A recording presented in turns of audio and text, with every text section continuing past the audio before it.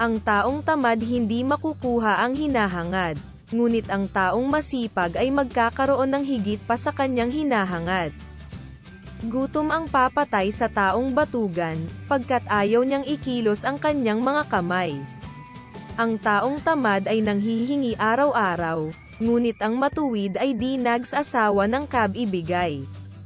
Tingnan mo ang mga langgam, ikaw na taong ubod ng tamad, pamumuhay niya'y masdan mo at nang ikaw ay mamulat. Kahit sila'y walang pinunong sa kanila'y naguutos, walang tagapamahala o tagamasid na sinusunod, ngunit nag-iimbak ng pagkain sa tag-araw, kailangay iniipon kung panahon ng anihan. Hanggang kailan, taong tamad mananatili sa higaan? Kailan ka babalikwas sa iyong pagkakahimlay? Kaunting tulog, bahagyang idlip, sandaling pahinga at paghalukit-kip. Samantalang namamahinga ka, ang kahirap ay darating na parang armadong magnanakaw upang kunin ang lahat ng iyong kailangan.